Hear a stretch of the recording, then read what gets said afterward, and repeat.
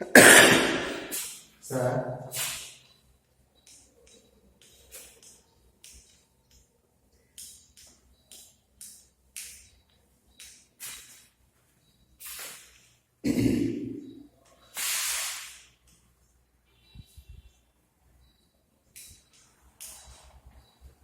actually, journals path the ledger parங்க page number 100 11th accounts page number 100 problem number 2 பாருங்க give the journal entries for the following transaction and post them to ledger 2015 sir இந்த மாதிரி உங்களுக்கு problem சிம்பிளா தான் கேட்பாங்க ஒன்றும் பிரச்சனை இல்லை அதுக்கு ஜேர்னல்ஸ் போட்டு இப்போ நம்ம அதுக்கு லெட்ஜர் எப்படி போடுறதுன்னு பார்க்கலாம் பாருங்க Journal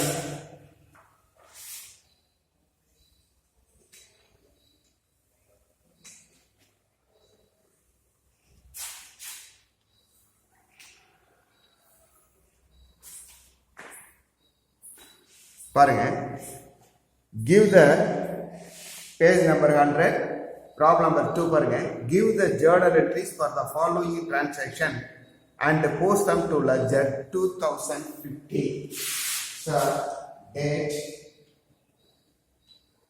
serial number then particulars debit credit புரியுதுங்களா அப்ப ஆக்சுவலா பாருங்க goods sold to Somu on credit 5000 அப்ப மார்ச் 1 அதாவது goods sold to Somu ஏற்கனவே சொல்லியிருக்கேன் goods sold to Somu அப்படின்னா சோமுக்கு விற்பனை செய்தது அப்படின்னு சொல்றோம் அப்ப ஆக்சுவலா இது you know the cash transaction or credit transaction it is a credit transaction இது ஏன் credit transaction சொல்றோம் good sold to Somu அப்ப சோமுங்கிற நேம் கொடுக்கப்பட்டிருக்கிறதுனால இதை நாம என்னன்னு சொல்றோம் சார் credit transaction சொல்றோம் அப்ப இதுக்கு ஜேர்னல்ஸ் போடும்போது பாருங்க good sold debit first debit the receiver ரெண்டாவது debit what comes in credit debit all expenses and losses அப்ப இந்த ஃபார்முலா எதுக்கு சூட்டபிள் ஆகும் கரெக்டா பாருங்க debit the receiver debit what comes in debit all expenses and losses அப்ப debit all expenses and losses debit பண்ண முடியாது ரெண்டாவது formula debit what comes in நாம goods தான் sold பண்றோம் அதாவது சேல்ஸ் பண்றோம் அப்ப கேஷ் வந்திருந்தா கேஷ் நம்ம debit what comes in cash debit பண்ணிருப்போம் ஆனா goods sold to Somu அப்ப சோமுக்கு it is a credit transaction கடன் நடவடிக்கை அதனால கேஷும் வரும் அப்ப first debit the receiver அப்ப who is the receiver of the goods Somu அப்ப debit the receiver அப்ப debit the receiver போது Somu அப்ப நம்ம ஏட்ல சோமுக்கு நேம் வரலாம் இல்லீங்களா அப்ப Somu account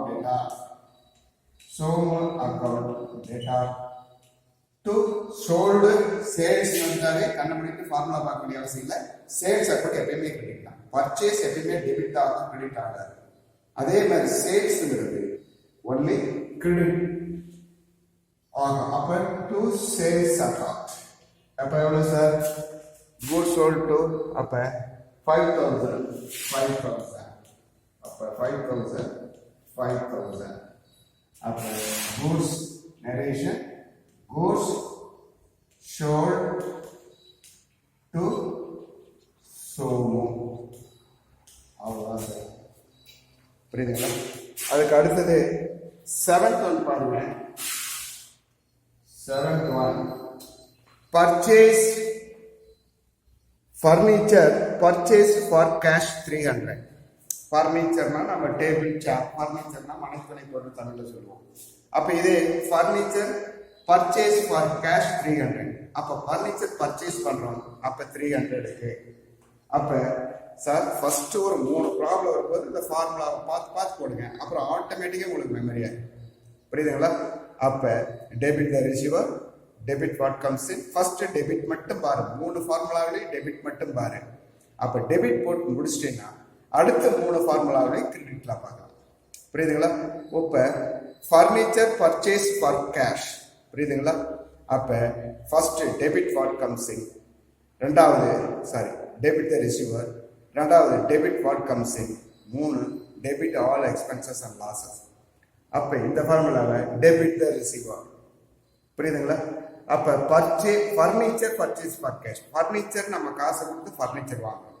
அப்ப டெபிட் த ரிசீவர் யாரு? இந்த ஃபர்னிச்சர் வாங்குறவங்க நாம.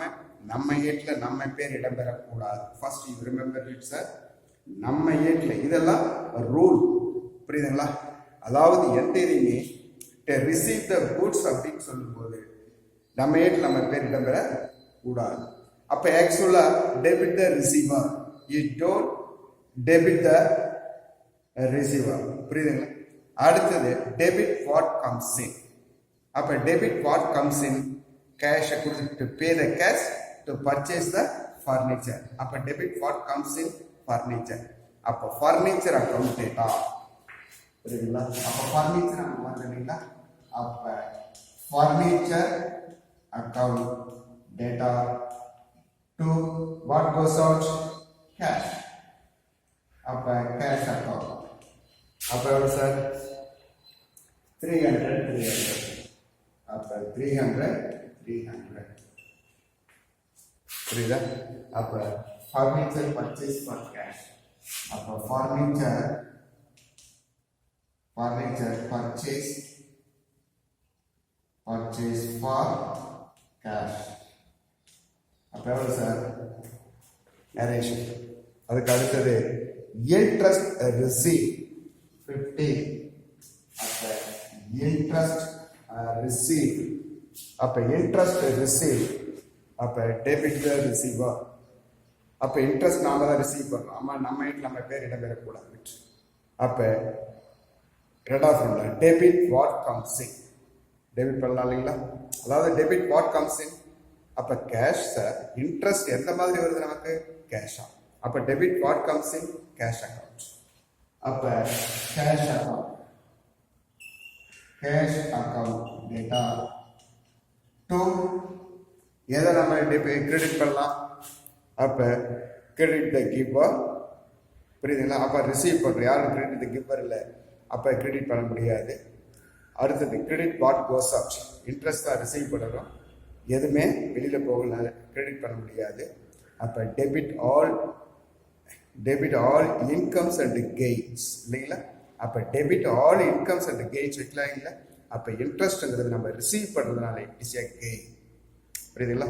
அதாவது ஒவ்வொரு டிரான்சாக்ஷன் நம்மளுடைய இன்ட்ரெஸ்ட் ரிசீவ் பண்ணா நாம தான் ரிசீவ் பண்றோம், பர்ச்சேஸ் பண்றா நாம தான் பர்ச்சேஸ் பண்றோம், சேல்ஸ் பண்றோம்னா நாம தான் சேல்ஸ் பண்றோம். அதே மாதிரி இன்ட்ரெஸ்ட் ரிசீவ் பண்ணும்போது நாம தான் ரிசீவ் பண்றோம். அப்ப ஆக்சுவலா debit all incomes and gains. அப்ப இன்ட்ரெஸ்ட் நமக்கு ஒரு கெயின். அப்ப நம்ம என்ன பண்ணிடலாம் sir? To interest account. Interest account எவ்வளவு சார்? அப்ப 1800. அப்ப 1800 புரியுதுங்களா? That's our sir. அப்ப narration interest receive, interest receive, புரியுதா? ஜேர்னல்ஸ் மறுபடியும் ஒரு தடவை பாருங்க. அதாவது குட் சோல்ட் டு சோமோ 5000. அப்ப சோமோ அக்கௌண்ட் டேட்டா டு சேல்ஸ் 5000. அதே மாதிரி அதாவது பர்ச்சேஸ் ஃபர்னிச்சர் ஃபார் கேஷ். அப்ப furniture account data to cash 300. அதே மாதிரி கேஷ். அப்ப இன்ட்ரெஸ்ட் ரிசீவ். அப்ப cash account data to interest account 1800. புரியுதுங்களா?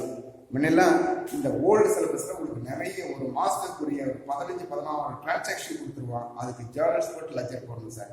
இப்போ மேக்ஸிமம் நமக்கு அதுக்கெல்லாம் 20 மார்க்ஸ் ஆகும் சார் ஓல்டு சிலபஸ். இப்போ உங்களுக்கு வந்து மேக்ஸிமம் 5 மார்க்ஸ்ங்கிறதுனால இந்த மாதிரி 3 ஜேர்னல்ஸ் கொடுத்துட்டு அதுக்கு லெக்சர் போடுவான். It don't father about that. ஒன்றும் பிரச்சனை கிடையாது, ஈஸியாக போடலாம். அப்போ ஜேர்னல்ஸை மட்டும் மறுபடியும் ஒரு தடவை எகைன் அண்ட் எகைன் ரிமெம்பர் பண்ணிக்கோ. ஜேர்னல்ஸ் கம்ப்ளீட்டாக தெரிஞ்சுக்கிட்டேன் அப்படின்னா சார், யூ நீ not bother about the accounts. புரியுதுங்களா? எந்த இதையும் பயப்படுத்தல. லெட்ஜர் ஈஸி, ஜேர்னல்ஸ் ரொம்ப. புரியுதுங்களா? அப்ப ஆக்சுவலா நம்ம இதுக்கு என்ன பண்ணிடுவோம், நம்ம லெட்ஜர் போடுவோம் இல்லைங்களா? அப்ப நாம லெட்ஜர் போடும்போது நாம இதுதான் சார் பிரச்சனையே. அப்ப ஜேர்னல்ஸ் ஓகே, இப்ப லெட்ஜர் போடுவோம்.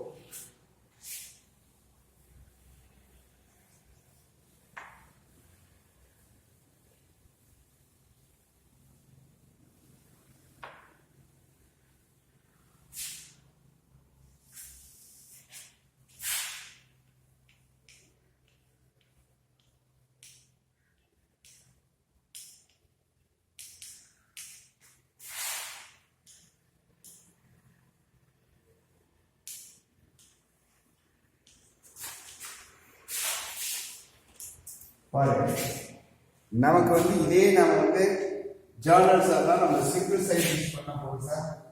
புரியுதுங்களா? ஆனால் லெட்ஜர் போடும்போது 2 சைடு யூஸ் பண்ணி ஆகும். புரியுதுங்களா? இப்போ நோட் புக் இருக்கு அப்படின்னா சார், இந்த நோட் புக்கை பொறுத்தவரையில டபுள் சைடு. இதே நம்ம வந்து ஜேர்னல்ஸ் போட்டோம்னா நம்ம சிங்கிள் சைடு யூஸ் பண்ணா போதும். அதாவது டேட்டு, சீரியல் நம்பர், பர்டிகுலர்ஸ். அதே மாதிரி இந்த 2 காலம் அமௌண்ட் காலம் கொடுத்துருப்பா இல்லைங்களா? அப்போ ஃபர்ஸ்ட் காலம், அடுத்து லெட்ஜர் போலியோ, அடுத்தது கிரெடிட்னு போடுவோம். அப்போ ஆக்சுவலாக நம்ம என்ன பண்ணுற, ஜேர்னல்ஸுக்கு டேட்டு, சீரியல் நம்பர் போட்டு பர்டிகுலர்ஸில் ஜேர்னல்ஸ் போட்டுன்னா இன்னர் காலம் 2 காலம் அமௌண்ட் காலம், இன்னர் காலம் அவுட்டர் காலம்னு சொல்லுவோம். அப்போ இன்னர் காலத்தில் டெபிட் சைடு ஆகும், அவுட்டர் காலத்தில் கிரெடிட் சைடாகவும் யூஸ் பண்ணிக்கணும். அப்போ you put the journals, you don't enough to single side of the notebook. புரியுதுங்களா? ஒரு சைடு இருந்தால் போதுமானது. அதே லெட்ஜருக்கு you may follow the 2 sides of the notebook. அப்போ இந்த சைடு நம்ம கம்ப்ளீட்டாக டெபிட் சைடுன்னு சொல்லுவோம், இந்த பக்கம் நம்ம கிரெடிட் சைடுன்னு சொல்லிக்கிறோம். புரியுதுங்களா? அப்போ ஆக்சுவலாக இதை நம்ம 2 பேரும் 2ஆ யூஸ் பண்ணிக்கிறோம் சார், 2ஆ பிரிச்சுக்கிறோம் சார். அப்போ 2ஆ பிரிச்சுட்டு நாம் என்ன பண்ணுறோம் சார், டபுள் காலம். புரியுதுங்களா? அப்போ ஆக்சுவலாக நம்ம என்ன பண்ணிக்கிறோம்,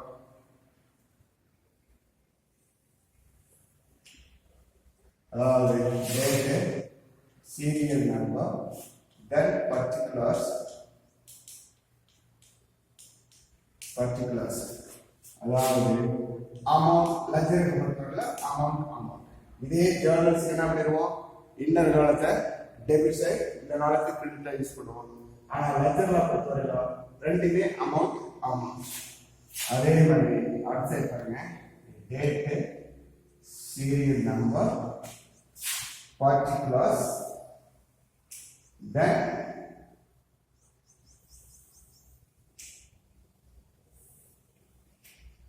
amount. இது லெட்ஜர் போடு. இது தேவையில்லை சார், நம்ம லெட்ஜர் போடு தேவையில்லை, இதனால காட்டுறோம். புரியுதுங்களா? அப்போ ஆக்சுவலாக நம்ம என்ன பண்ணுறோம், டபுள் சைடு போட்டுருக்கோம். அப்போ ஆக்சுவலாக ஜேர்னல்ஸை பொறுத்தவரைக்கும் single side debit credit use பண்ணிக்கிறோம். அதே நம்ம வந்து லெட்ஜரை பொறுத்தவரைக்கும் சார், இந்த சைடு நாம என்ன பண்ணிடணும், டெபிட் சைடு ஆகும், இந்த சைடு இந்த கார்னர் கிரெடிட் சைடு ஆகும் யூஸ் பண்ணிக்கிறோம். புரியுதுங்களா? அப்ப ஆக்சுவலா இப்ப லெட்ஜர் பொறுத்தவரையிலும் சார் ஒவ்வொரு இதுக்கும் நம்ம லெட்ஜர் போஸ்ட் போட்டாங்க. புரியுதுங்களா? இப்ப goods sold to Somu on credit 5000 கொடுத்துருக்காங்க. அப்ப ஒவ்வொன்றுக்கும் ஃபர்ஸ்ட் நாம என்ன என்ட்ரி போடுறோம், Somu account data to sales போடுறீங்களா?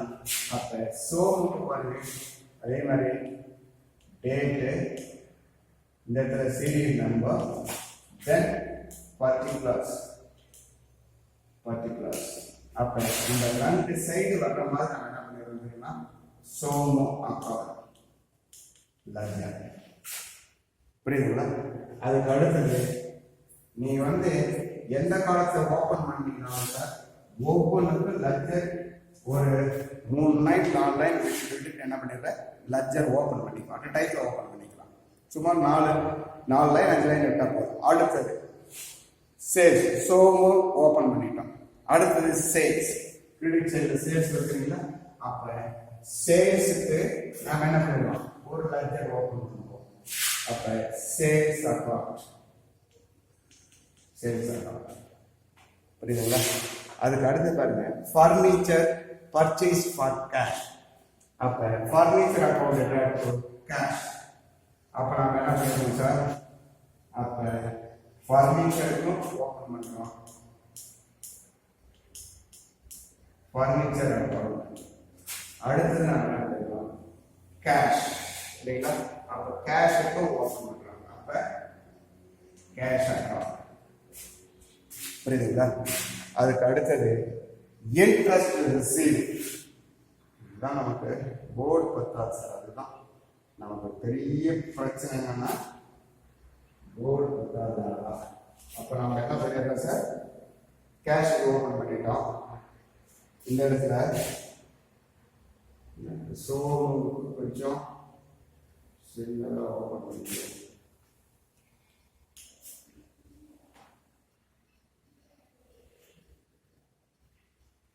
அப்புறம் என்ன பண்ணிடலாம்? Furniture cash, furniture cash. அடுத்தது இன்ட்ரெஸ்ட்.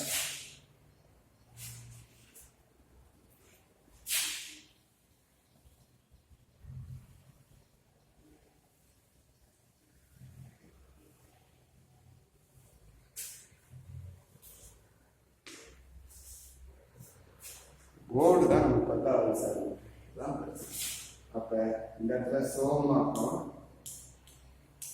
இந்த இடத்துல நம்ம என்ன போடுறோம் சார்? Sales account.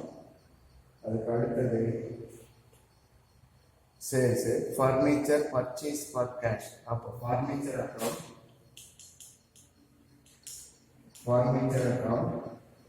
அதுக்கு அடுத்தது ஃபர்னிச்சர் அக்கௌண்ட். அடுத்தது கேஷ் அக்கௌண்ட்,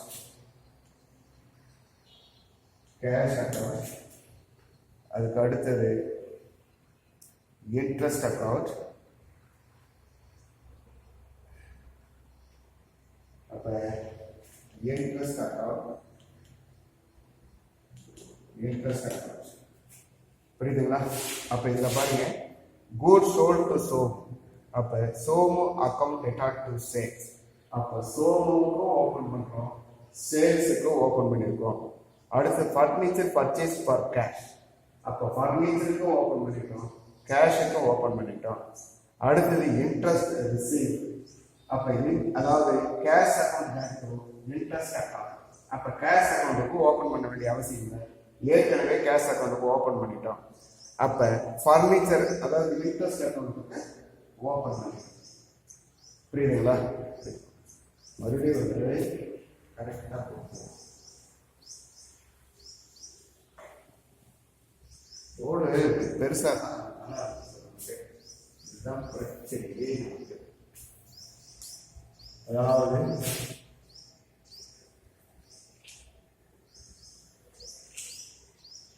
அப்ப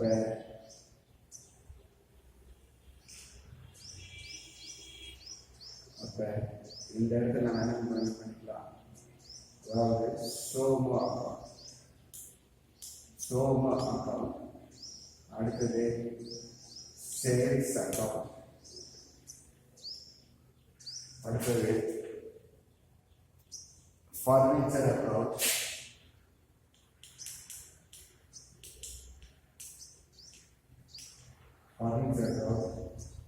அதுக்கு அடுத்தது ஃபர்னிச்சர் அக்கௌண்ட். அடுத்தது கேஷ் அக்கௌண்ட். அதுக்கு அடுத்தது இன்ட்ரெஸ்ட் அக்கௌண்ட்.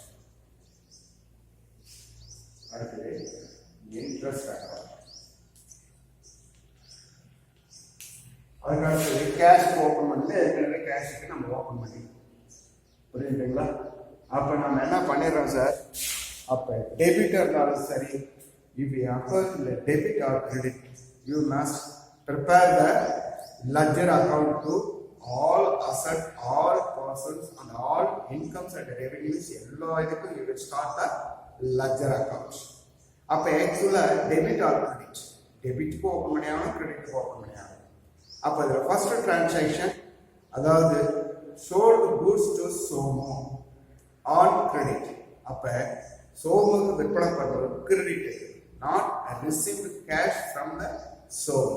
அப்ப it is a credit transaction. அப்ப ஆக்சுவலா Somu account data to sales நம்ம போடுறோம். அப்ப you may prepare the ledger for Somu and sales. புரியுதுங்களா? அப்ப சோமுக்கு ஓபன் பண்ணிருக்கோம், சேல்ஸுக்கும் ஓபன் பண்ணிருக்கோம். புரியுதுங்களா?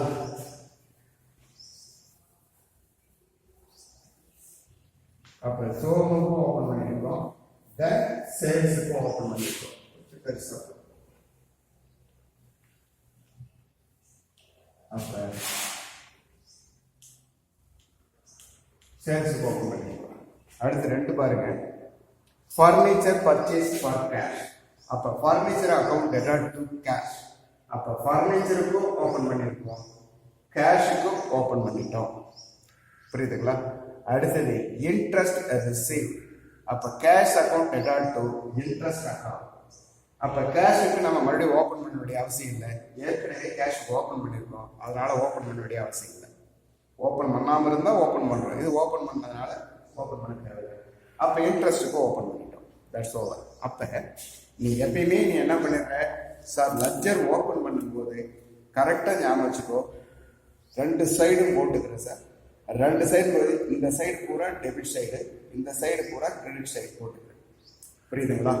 அப்ப போடும்போது எப்பயுமே இந்த ரெண்டு சைடு கவர் ஆகிற மாதிரி, ரெண்டு சைடு கவர் ஆகிற மாதிரி லெட்ஜர் ஓபன் பண்றேன். ஒரு 3 லைன் விட்டுட்டு அடுத்த அக்கௌண்ட்டை ஓபன் பண்ணிக்கோ. அடுத்து 4 லைன் 4-5 லைன் விட்டுட்டு அடுத்த அக்கௌண்ட் ஓபன் பண்ணிக்கோ. 2 லைன் எக்ஸ்ட்ரா விட தப்பே இல்லை. அதுக்கு அடுத்து இடம் பத்தலைன்னா அதே மாதிரி நெக்ஸ்ட் நோட் புக்கை திருப்பிக்கோ, மறுபடியும் டைட்டில் இங்க ஓபன் பண்ணிக்கோ. அடுத்து 4 லைன் விட்டுட்டு இங்க ஓபன் பண்ண, அடுத்து 4 லைன். அப்போ ஆட்டோமேட்டிக்கா எல்லா இதுக்கும் ஃபர்ஸ்ட் லெட்ஜர் ஓபன் பண்ணிக்கிட்டேன் அப்படின்னா, ஏன்னா ஒவ்வொரு அக்கௌண்ட்டா நம்ம லெட்ஜர் ஓபன் பண்ணோம் அப்படின்னா சார் டைம் வேஸ்ட் ஆகும். அதனாலதான் எடுத்துன்னா எல்லா இதுக்குமே லெட்ஜரை ஓபன் பண்ணிட்டோம்னா அப்படியே என்ட்ரி பார்த்து அப்படியே லெட்ஜர் போஸ்ட் பண்ணிட்டே வரலாம். ஓகேவா? அப்ப ஆக்சுவலா இப்போ நம்ம லெட்ஜர் ஓபன் பண்ணிட்டோம், இப்போ உடனே நம்ம அது எப்படி போஸ்ட் பண்ணுறது? Goods sold to Somu on credit. அப்ப கூட்ஸ் சோல்ட் டு சோமு, அப்ப Somu account data to sales. அப்ப சோமு அக்கௌண்ட் ஓபன் பண்ணிருக்கோம் இல்லைங்களா? சோமு அக்கௌண்ட்டுக்கு ஓபன் பண்ணிருக்கோம், அப்ப சோமுக்கு ஓபன் பண்ணிருக்கோம். அப்ப சோமு டெபிட், சேல்ஸ் கிரெடிட். டெபிட்னா டெபிட் சைடு நேம் மட்டும் சேஞ்ச் பண்ணி சார், கிரெடிட்ல என்ன நேம் இருக்கோ அந்த நேம் அப்படியே பண்ணிக்கிறேன். ஏன்னா ஏற்கனவே ரூல் என்ன, நம்ம பேர் வரக்கூடாது. அப்ப சேல்ஸ்ல சேல்ஸ்னே வரக்கூடாது, கேஷ்ல கேஷ்னே வரக்கூடாது, முருகன் நேட்லயே வரக்கூடாது. புரியுதுங்களா? அப்ப இந்த இடத்துல நம்ம என்ன பண்ணுறோம் பாருங்க, Somu account data to sales போடுறோம் இல்லைங்களா? அப்ப சோமு என்ன இது டெபிட். அப்ப சோமு ஓபன் பண்ணிருக்கோம் இல்லையா, டெபிட் சைடு. புரியுதுங்களா? அப்ப கிரெடிட்ல என்ன இருக்கு, சேல்ஸ் இருக்கு, அப்படியே சேல்ஸ் இருக்கு. புரியுதுங்களா? அப்ப சோமு டெபிட்ங்கிறதுனால டெபிட் சைடு. அப்ப என்ன பண்ணுறோம், இந்த பழக்கம் பண்ணுறது டு பேர் அமௌண்ட் டு சேல்ஸ் அக்கௌண்ட். அப்ப அவுட்டர் நடந்த அமௌண்ட் பூரா அவுட்டர் நடந்த கொடுக்குறோம். எவ்வளவு சார்? 5,000. புரியுதுங்களா? அப்ப இங்க சேல்ஸ் என்ன இருக்கு, கிரெடிட் இருக்கு. அப்ப சேல்ஸுக்கு ஓபன் பண்ணிருக்கோமா, சேல்ஸுக்கு ஓபன் பண்ணிருக்கோமா? அப்ப சேல்ஸ் கிரெடிட்னால சேல்ஸ் ஓபன் பண்ணிருக்கோம். சேல்ஸ் இந்த ஜேர்னல்ஸ் என்ன கிரெடிட் ஆகுது, அப்ப கிரெடிட் சைடு. அப்ப டேபிள்ல என்ன பேர் இருக்கு, சோமு. அப்ப இந்த பக்கம் போடும்போது by Somu account. Somu account எவ்வளவு சார்? அதே 5,000 சார். புரியுதா? புரியுது. அடுத்த ஜேர்னல்ஸ் பாருங்க, ஃபர்னிச்சர் பர்ச்சேஸ் ஃபார் கேஷ். அப்ப ஃபர்னிச்சர் பர்ச்சேஸ் ஃபார் கேஷ். அப்ப நம்ம என்ன ஜேர்னல்ஸ் பார்த்தோம்? அப்ப furniture account data to cash account இல்லைங்களா? அப்ப ஃபர்னிச்சர் என்ன ஆகுது, டெபிட். அப்ப ஃபர்னிச்சர் ஓபன் பண்ணிருக்குமா லெட்ஜர்? அப்ப ஃபர்னிச்சர் டெபிட்னால டெபிட் சைடு, கிரெடிட் ஆயிருந்தா கிரெடிட் சைடு. அப்ப ஃபர்னிச்சர் ஓபன் பண்ணிருக்கோம், டெபிட் சைடு இது, கிரெடிட் சைடு இது. அப்ப டெபிட் சைடுல ஃபர்னிச்சர் டெபிட்ங்கிறதுனால டெபிட் சைடு கீழ என்ன இருக்கு, டு கேஷ் அக்கௌண்ட். எவ்வளவு சார்?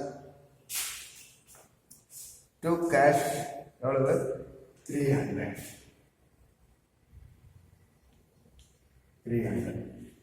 புரியுதுங்களா? அப்ப இங்க கேஷ் என்ன ஆயிருக்கு? கிரெடிட் ஆயிருக்கு. அப்ப கேஷ் அக்கௌண்ட் ஓபன் பண்ணிருக்குமா? கேஷ் அக்கௌண்ட் ஓபன் பண்ணிருக்குமா? அப்ப கேஷ் கிரெடிட்னால கிரெடிட்ஸ் ஆயிருக்கு. அப்ப என்ன ஆகுது? இந்த இடத்துல கொடுப்பது பை, இந்த பக்கம் கொடுப்பது டூ, இந்த பக்கம் கொடுப்பது by. By furniture account. Furniture account எவ்வளவு சார்? 300. புரியுதுங்களா? அதுக்கு அடுத்தது என்ன பண்ணுறோம்? Interest receive. அப்ப நம்ம என்ன சொல்றோம் சார்? Cash account data to interest account. அப்ப கேஷ் அக்கவுண்ட் எதாவது டு இன்ட்ரெஸ்ட் அக்கவுண்ட் எவ்வளவு சார்? 1800. புரியுதுங்களா? அப்ப கேஷ் டெபிட் ஆயிருக்கு. அப்ப கேஷ் ஓபன் பண்ணிருக்குமா? அப்ப கேஷ் டெபிட்னா டெபிட் சைடு. புரியுதுங்களா? பேர் மட்டும் மாத்தி to interest account. To interest account.